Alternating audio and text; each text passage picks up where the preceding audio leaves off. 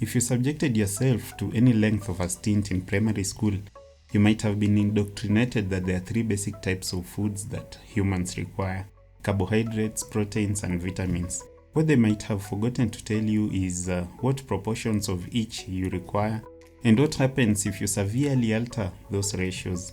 And that's what I decided to find out by personal experience.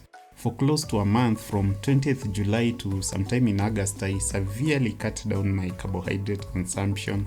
And today I feel like reporting to you the results. Just stick to the end of this video and you'll see them.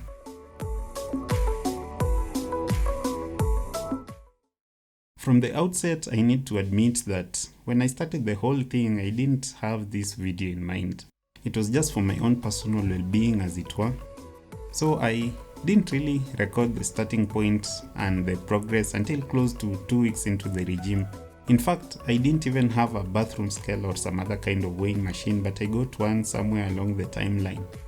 Next, it's not like I was obese or something, but at some point my BMI has tended towards the overweight bracket. That's above 25 up to 29.9. Mine has never really been 29, but it has been around 25 at some point. I've usually just wanted to have my BMI squarely in the middle of the normal weight bracket, which requires that my weight be around 65 kgs because my height is 172 centimeters. If you'd like to learn more about those BMI calculations, you could refer to this old video somewhere up here. I'll link to it basically everywhere.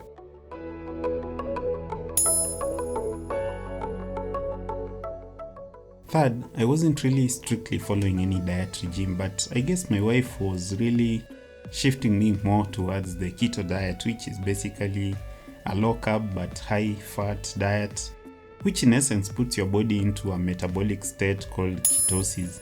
This diet has been shown to help lose weight and lower blood sugar and insulin levels, among many other health benefits, but it's also been shown to have some downsides. I think so that we can keep this video brief, let me not go into the nitty-gritties of the keto diet, but you guys can befriend Google for that. Before we get into the process and the results, full disclosure first, I didn't actually manage to eat a 100% no carb diet, but there were some carbs here and there which were definitely much less than I would normally eat. I also did some quite high intensity workout for 25 minutes each day. Okay, not really each day, but an average of like 5 days in a week.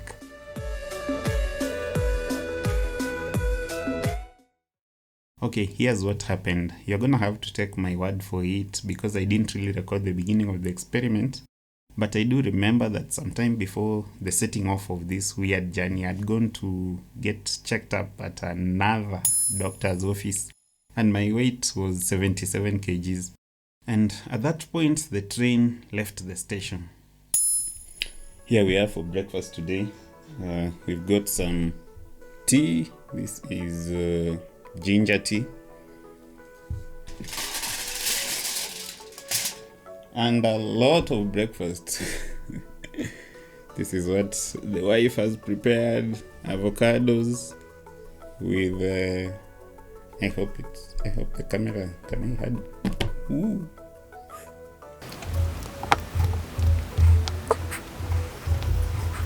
Okay, that was too bad. So avocados here, some slices of tomato, some sausages and eggs. This is it for today. I just checked my weight this morning. I was at 70.8. Okay, hope you're also enjoying your day. Let me see what happens over here today. So I basically did 2 meals in a day, something a bit on the heavier side in the morning and something else a bit lighter towards the evening after work. As you may already notice, I took a bit of carbs like whatever maize or sausages has to offer, especially in the mornings, but in the evenings, I mostly did a whole lot of vegetable salads, from spinach to lettuce to cabbage to what have you. During the day, I made it a habit to carry a large bottle of water, and I would sip from that literally to fill myself until the evening. Now, to know what to eat is one thing, but the motivation to eat is a whole different affair altogether. I can't say that most of the time it was easy. It was quite a struggle, especially the veggies in the evenings. It took a lot of mental and spiritual power to actually feed on them, but somehow I convinced myself that I could do it, and it was worth it, especially seeing the results were trickling in day by day. Worse still was the fact that I had to do this aerobic exercise that was thoroughly draining me in its own right. There was also the other bit of what I actually felt physically. My body did not really have any adverse response, but occasionally I would have some stints of abdominal discomfort like hyperacidity or some other strange feelings, but it was to be expected with that sudden change of diet that was quite drastic. So here comes the penultimate result. I guess at some point I kind of shifted goalposts and decided that I would take a break from this diet as soon as I clocked less than 70 kgs. But about 20 days in, I recorded this clip, which for purposes of today's video, we can consider the result of the experiment. But before we rewatch it together, why don't you take a minute to subscribe? I usually make productivity and digital life videos over here. And if you like this kind of stuff, I would not like you to miss any of the upcoming videos every week. Feel very welcome to the family, and while you're at it, do not forget to click that notification bell near the subscribe button. That way you'll be the first to be notified by YouTube every time I upload a new video. Okay, here we go, the results.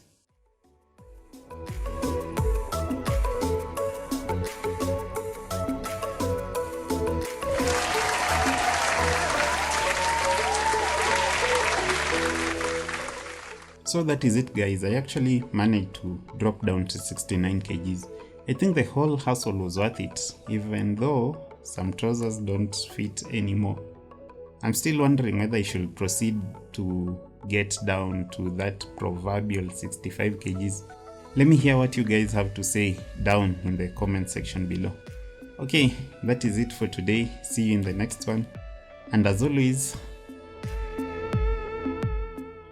no pressure.